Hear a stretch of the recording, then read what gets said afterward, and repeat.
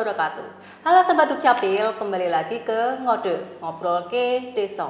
Kali ini kita akan membahas lebih dalam terkait dokumen kependudukan. Dan di sini sudah ada beberapa pertanyaan dari warganet. Saya bacakan dulu ya. Terkait tentang bagaimana pencatatan akte kelahiran dengan hubungannya dengan pengangkatan anak atau adopsi. Nah, gimana sih kalau misalnya buat akte kelahiran tapi dari pernikahan siri atau mungkin pernikahan belum tercatat dari hukum ya. Kalau agama itu sudah sah, tapi untuk secara undang-undang itu belum dicatatkan. Lalu ada juga pertanyaan terkait kalau adopsi anak, aktanya untuk nama orang tua diganti apa cuma ditambahi catatan pinggir. Itu lalu ada lagi bagaimana urus akta kelahiran, apakah kakak dulu atau akta dulu? Ini sama aja dengan pertanyaan apakah ayam dulu atau telur dulu. Nah, itu masih jadi polemik. Lalu ada lagi yang terakhir itu terkait gimana kalau misalnya akta kelahiran anak, nama ayah dan ibu sudah terlanjur ditulis nama kakek dan nenek. Kalau seharusnya kan kalau secara regulasi nama ayah dan ibu tetap nama ayah dan ibu kandung. Nah, tapi bagaimana kalau sudah terlanjur? Nah, sekarang tenang aja Sobat Dukcapil. Kali ini kita akan membahas secara mendalam bersama narasumber kita, Bapak Kurniawan Prasetya Atmaja, Ketua Kelompok Kerja Pencatatan Sipil. Selamat siang Bapak Kurniawan. Selamat siang Mbak Anissa. Ya, bagaimana kabarnya Pak? Alhamdulillah sehat. Halo Sobat Dukcapil, apa kabar semuanya? Oke, gimana nih Pak? Kita sudah siap membedah lebih dalam terkait dokumen kependudukan, terutama khususnya terkait akte kelahiran. Karena selama ini berapa kali dari sosial media kita itu berapa kali ada pertanyaan terkait akte kelahiran yang sudah saya sampaikan tadi. Mungkin bisa disebutkan dulu Pak, mungkin bagaimana aturan dasar dan syarat utama dalam pencatatan kelahiran. Monggo Bapak Kurniawan. Terima kasih Mbak Anissa, kagem Sobat Dukcapil dan sedulur-dulur Jawa Tengah. Jadi tadi sudah disinggung ya, tema kali ini berkaitan dengan pencatatan sipil, yaitu akte kelahiran yang seperti apa. Tadi juga disinggung terkait dengan adopsi juga. Nah, melihat dari regulasi, jadi kependudukan itu regulasi induknya itu ada di Undang-Undang Nomor 23 Tahun 2006 tentang administrasi kependudukan. Nah, ini merupakan sejarah. Jadi kependudukan itu baru ada regulasinya. Undang-undang terbentuk menjadi undang-undang itu baru di tahun 2026. Yang kemudian itu diubah sebagaimana dengan Undang-Undang Nomor 24 Tahun 2013 tentang perubahan Undang-Undang Nomor 23 Tahun 2006, dan juga terdapat aturan-aturan peralihannya, kemudian diikuti dengan peraturan pemerintah, kemudian Perpres dan aturan pelaksanaan seperti peraturan Menteri Dalam Negeri. Begitu Mbak Anissa. Wah, lengkap sekali ya Pak. Berarti kalau kaitannya dengan tata cara, syarat itu sudah lengkap semua diatur dalam regulasi yang sudah disebutkan oleh Bapak nggih. Ya, berarti Sobat Dukcapil, kalau misalnya Sobat Dukcapil kebingungan, nanti bisa mengulik lebih lanjut lagi regulasi yang disebutkan oleh Bapak Kurniawan. Lalu Pak, ada beberapa pertanyaan yang sering ditanyakan terkait pembuatan akte kelahiran. Nah, ini antara yang dibuat itu antara kakak dulu atau akte kelahiran dulu. Ini kayak bidang pendaftaran penduduk dan bidang pencatatan sipil. Jadi mana dulu ini? Dua-duanya apakah ini istilahnya ayam duluan atau telur duluan? Betul. Ya, jadi prosesnya sebenarnya ini dua-duanya bisa dikeluarkan secara bersamaan. Jadi kalau inovasi daerah itu ada namanya 3 in 1, 4 in 1, bahkan 5 in 1 seperti itu. Nah, ini bisa dilakukan bersama-sama. Namun tentunya ya dengan catatan yang bersangkutan atau penduduk itu harus dilakukan terlebih dahulu perekaman database-nya ke dalam database kependudukan. Jadi kalau misalnya ada peristiwa kelahiran, kemudian orang tua datang melapor, itu dituliskan atau dicatatkan ke dalam formulir yang kemudian itu nanti data tersebut akan direkam oleh operator masuk ke dalam database kependudukan yang kemudian itu nanti terbit namanya nomor induk kependudukan. Nah, nomor induk kependudukan ini terbit hanya 1 kali dan itu berlaku untuk selamanya atau seumur hidup. Nah, dari dasar itu kemudian nomor itu muncul ke kartu keluarga sehingga menjadi kartu keluarga yang terbaru karena ada proses kelahiran dan juga diterbitkan akte kelahiran. Jadi kita tidak bisa mana dulu ini kakak dulu atau akte kelahiran, artinya semuanya bisa dilakukan. Tapi dengan catatan terlebih dahulu harus diterbitkan nomor induk kependudukannya. Mbak. Berarti gini ya Pak, sangat praktis sebenarnya. Jadi kalau ketika kita bikin akte kelahiran itu juga terbit dokumen kependudukan lainnya. Iya. Berarti apa aja itu Pak? Ini bantu Ya, apa aja? jadi misalnya ada proses kelahiran nih, baru menambah anggota keluarga. Yang terbit adalah jadi satu pengurusan ya, orang tua itu datang ke Dinas Dukcapil melaporkan peristiwa kelahiran, yang diurus adalah peristiwa kelahiran. Nah, yang terbit atau outputnya nanti yang pertama mungkin kartu keluarga terbaru dengan penambahan anggota keluarga yang tadi ada proses kelahiran. Kemudian si anak ini juga mendapatkan akte kelahiran, akte kelahiran. Nah, kemudian juga mendapatkan kartu identitas anak. Nah, ini kartu identitas anak ini adalah KTP-nya untuk anak-anak. Nah, kalau yang nanti dewasa sudah beralih menjadi KTP elektronik. Kalau anak-anak namanya KIA gitu, Mbak Anissa. Wah, sangat praktis. Ya, jadi mengurus satu mendapat 3 beberapa dokumen. Kalau ini tadi mendapat 3 dokumen kependudukan. Berarti tadi yang disebutkan pelayanan terintegrasi 3-in-1 tadi itu ada dapat akte kelahiran, lalu ada kartu keluarga dengan penambahan anggota keluarga, lalu ada KIA. KIA itu kartu identitas anak, di mana untuk KTP usia di bawah 16 tahun. Gitu nggih Pak, nggih? Betul nggih? 17 kurang 1 hari. Oh iya, 17. Ya betul. Oke, lalu kalau tadi kan akte dulu atau kakak dulu. Nah, ini mau tanya nih Pak, bagaimana syarat-syaratnya atau dokumen apa saja yang harus dilengkapi untuk membuat akte kelahiran? Ya. Monggo bisa dijelaskan.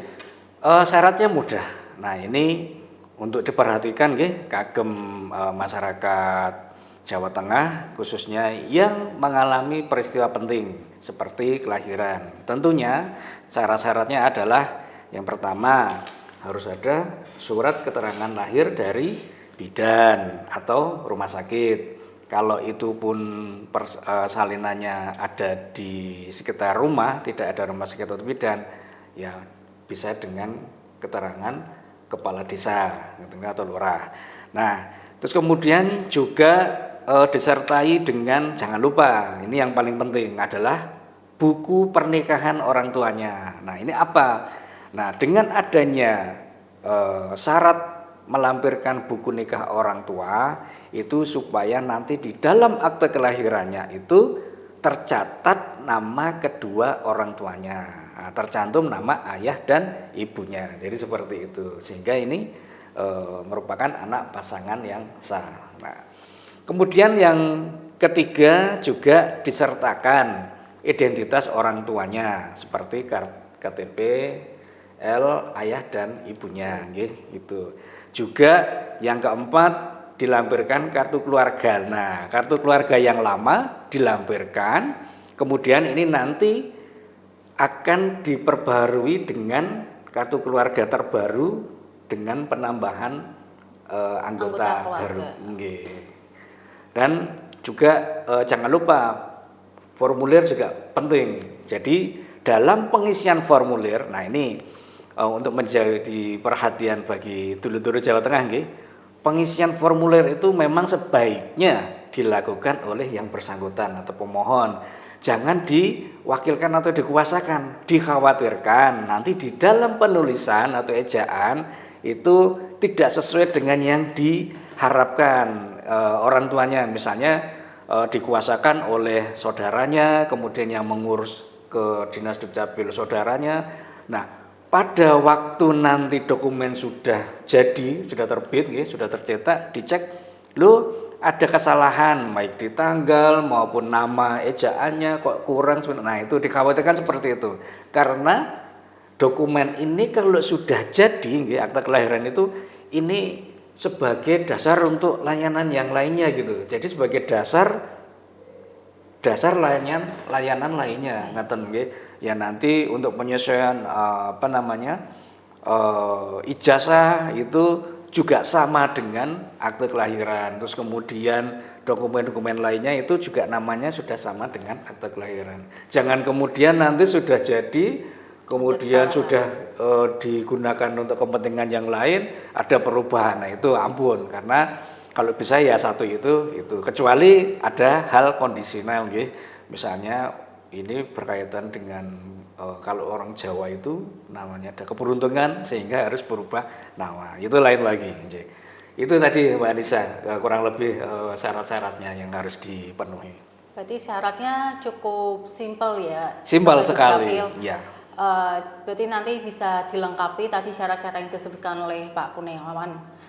Tapi gini Pak, di lapangan itu kadang itu ada kendala terkait syarat maupun kepengurusan dokumen kependudukan. Pernah berapa kali ada pertanyaan juga yang muncul tadi terkait misalnya ada anak yang lahir dari perkawinan siri, itu bagaimana pencatatannya. Lalu tadi terkait misalnya tidak ada surat keterangan kelahiran dari rumah sakit atau bidan, itu bagaimana solusinya. Lalu juga ada terkait ditemukan bayi terbuang, itu kan tanpa diketahui asal usul. Nah itu bagaimana pencatatan kelahirannya. Atau mungkin terkait juga pencatatan kelahiran yang nama orang tua kandung, nama ayah dan ibunya itu malah dituliskan nama kakek dan nenek. Itu bagaimana Pak? Solusi penyelesaiannya itu bagaimana?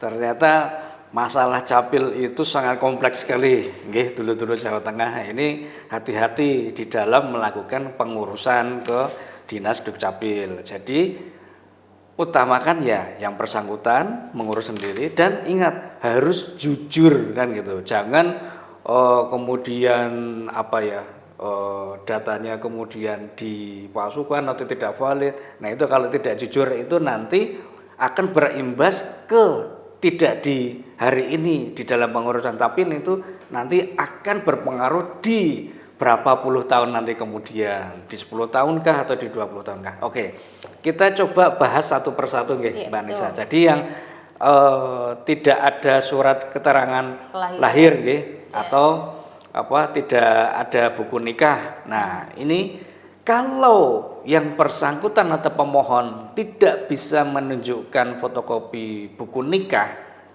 maka konsekuensinya yang dituliskan di dalam nanti akte kelahiran anak itu adalah anak seorang ibu. Ngeten. Karena kalau harus dituliskan nama ayahnya, berarti ya harus ada buku nikahnya. Jadi memang benar ini adalah telah melakukan pernikahan dan pasangan yang sah gitu. Jadi jelas kalau tidak bisa menunjukkan buku nikahnya, maka yang dituliskan adalah akta anak seorang ibu. Jadi tidak ada nama ayah biologisnya. Kemudian juga untuk tadi yang tidak diketahui asal usulnya, ya.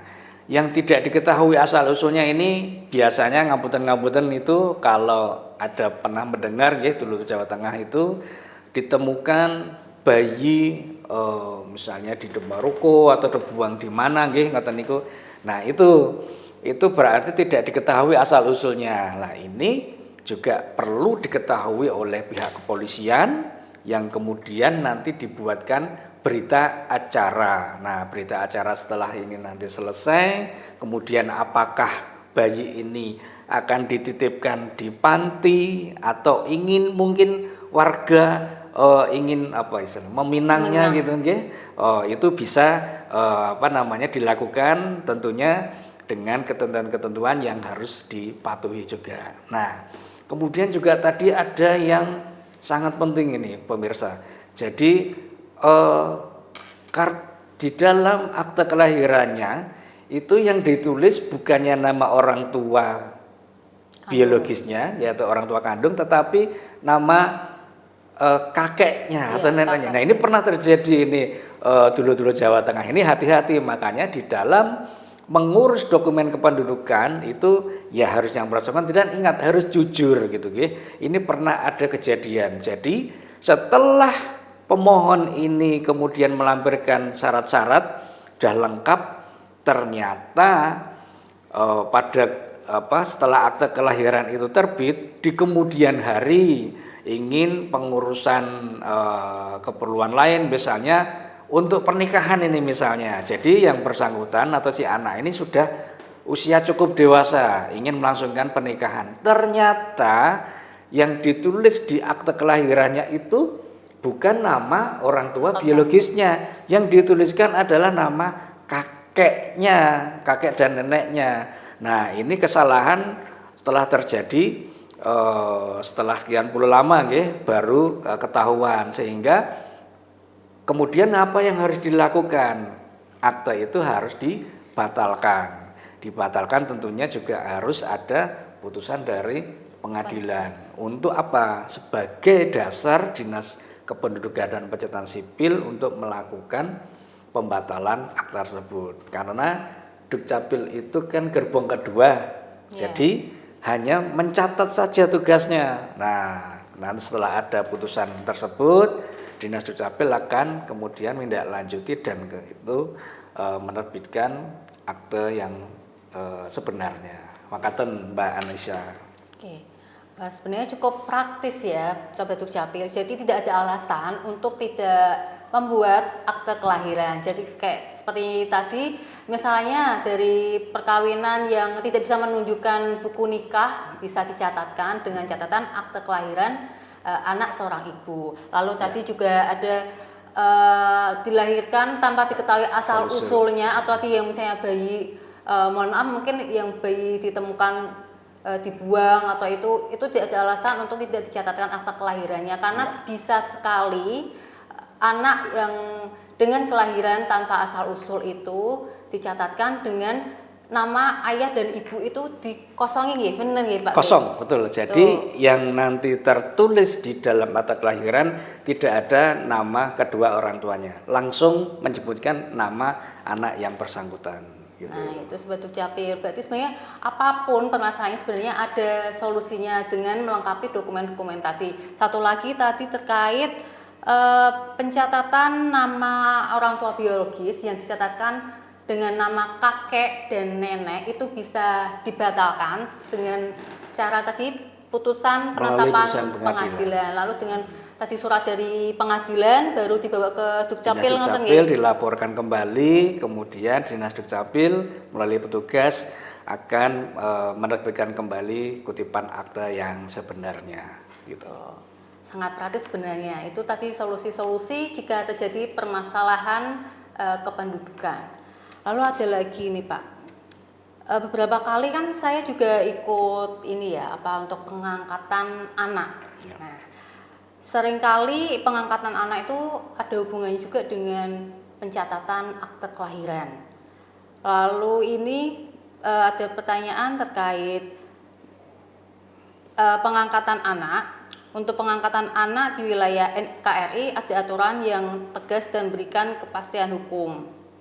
Nah itu bagaimana Pak kaitannya dengan akte kelahiran, itu bagaimana bisa dijelaskan? Menarik sekali ini berkaitan dengan adopsi atau pengangkatan anak ini. Nah ini Mbak Anissa ini yang sering mengikuti bersama Dinas Sosial tergabung ke dalam tim PIPA. Tim pengangkatan pertimbangan izin pengangkatan anak itu yang hampir setiap bulan rutin itu bersama ada dinas sosial, kemudian ada dari kepolisian, ada dari pengadilan juga, itu tergabung ke dalam tim PIMPA untuk meneliti atau mengecek berkas-berkas permohonan yang diajukan. Nah, ini berkaitan dengan pengangkatan anak ini memang bisa dilakukan di dalam negeri atau di wilayah NKRI maupun di luar negeri.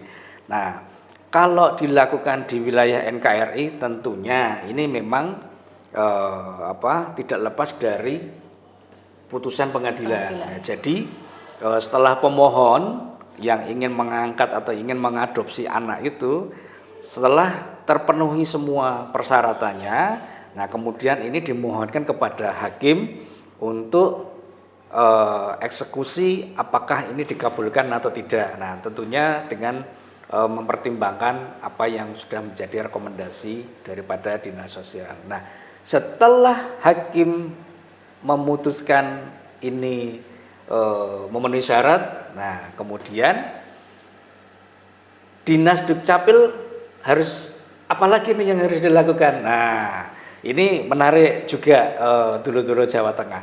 Nah, setelah ada putusan dari pengadilan tadi itu, Mbak Anissa, kemudian yang bersangkutan melaporkan ke Dinas Kependudukan dan Pencatatan Sipil. Nah, untuk apa?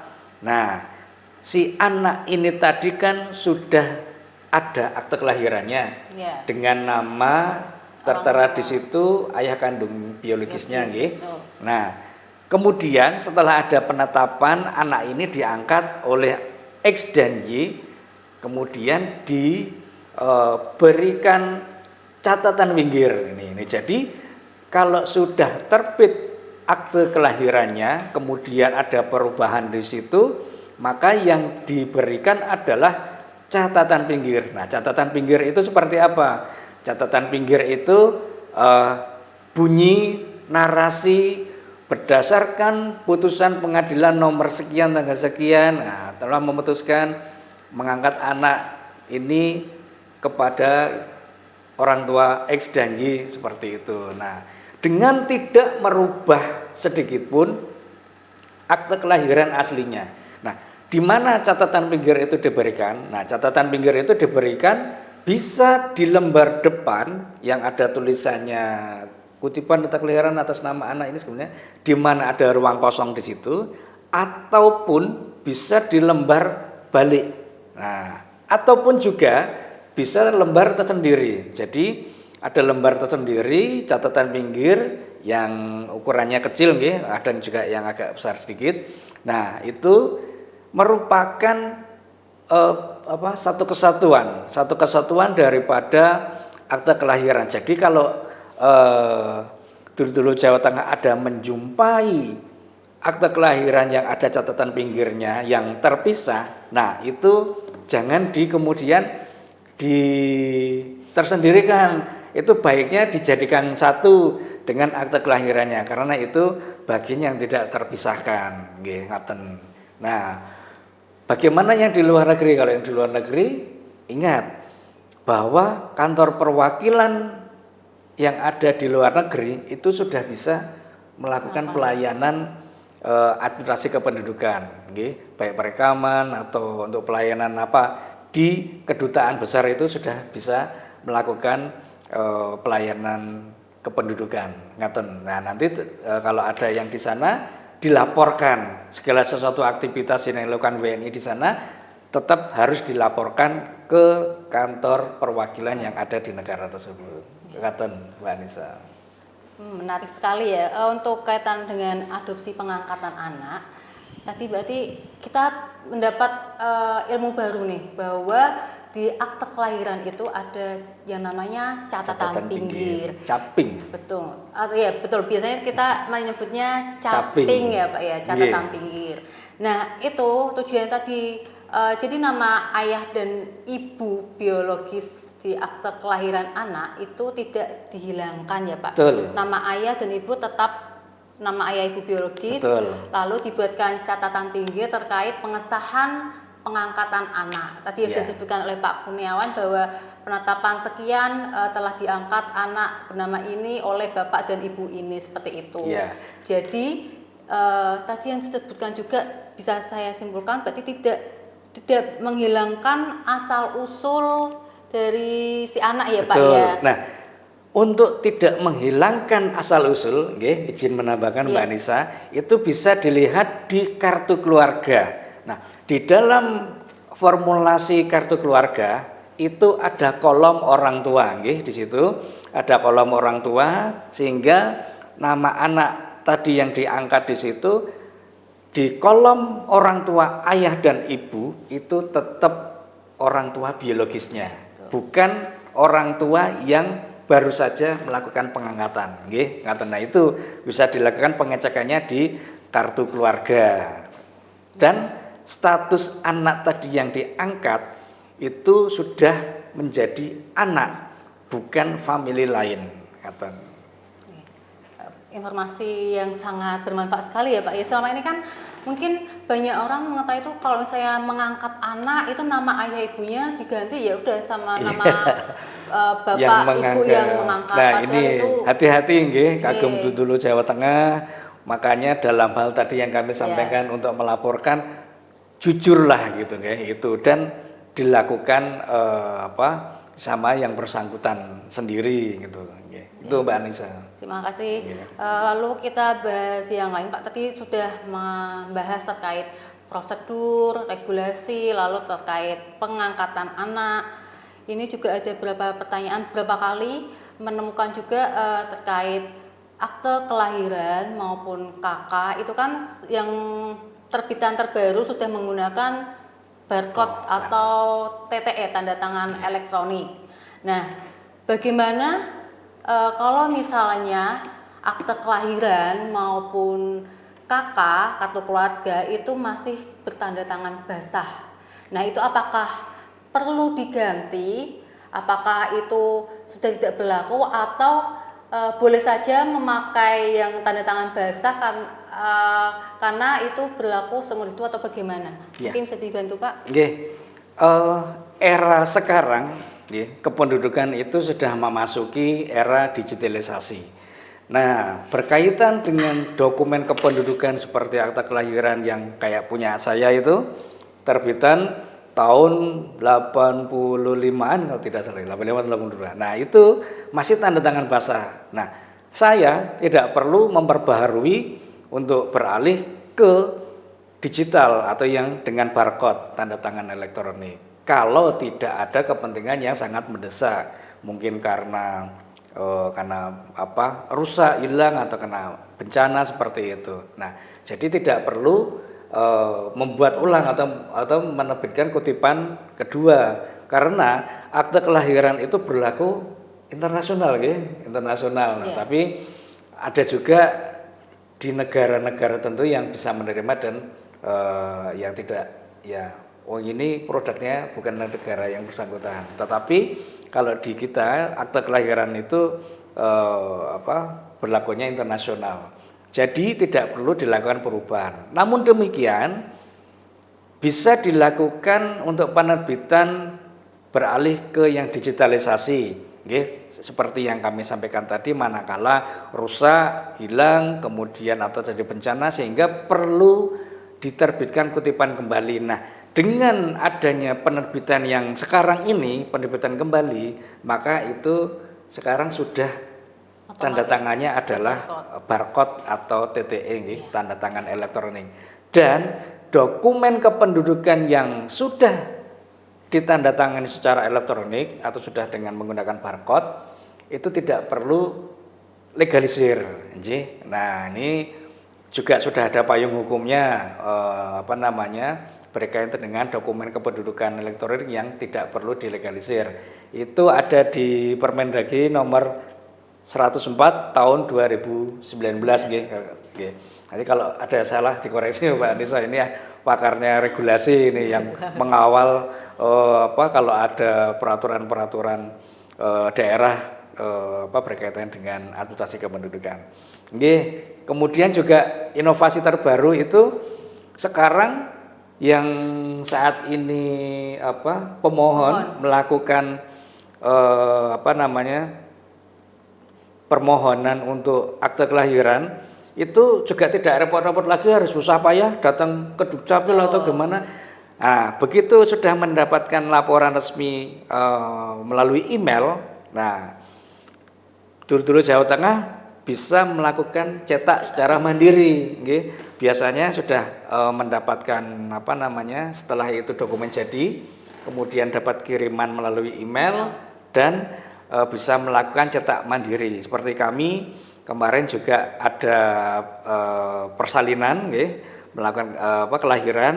Kemudian setelah kami urus dokumennya, berkas-berkas lengkap, hanya dalam waktu 1 kali 24 jam dokumen sudah jadi dan itu terkirim melalui email karena ini merupakan inovasi masing-masing daerah, nggih.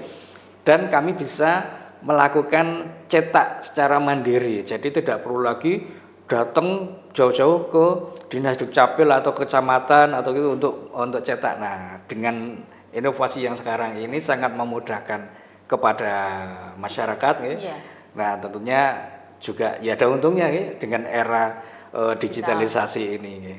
Nggih, mengatur Mbak Anissa. Oke, berarti tadi yang bisa disebutkan dokumen kependudukan untuk akte kelahiran maupun kartu keluarga yang terbitan lama itu kan masih tanda tangan basah. Sama saya juga ada tanda tangan basah belum berbarcode itu masih bisa digunakan ya Pak ya.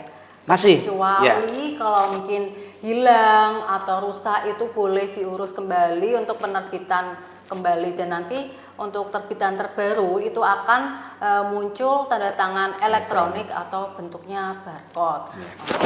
Terus tadi juga bisa disimpulkan tadi terkait pelayanan itu bisa melalui pelayanan online ya Pak nggih. Betul, nggih. Sesuai dengan daerah masing-masing. Mungkin kalau ada yang tanya pelayanan online lewatnya apa? Nah, itu bisa dicari tahu sendiri mungkin di daerah masing-masing. Jadi punya alamat web masing-masing kayak Kota Semarang itu ada namanya Sideno nggih Pak nggih. Itu sangat praktis, sangat mudah. Jadi bisa memungkinkan untuk mengurus kependudukan tanpa harus datang ke lokasi. Berarti bisa disebut 0 km sama 0 rupiah karena kita pun dengan duduk tiduran itu bisa mengurus dokumen kependudukan ya Pak. Nanti untuk file yang sudah jadi itu biasanya dikirim melalui email. Lalu bisa dicetak sendiri. Sangat mudah dan sangat praktis. Jadi tidak ada alasan untuk Sobat Dukcapil tidak mengurus dokumen kependudukan. Gitu nggih Pak nggih?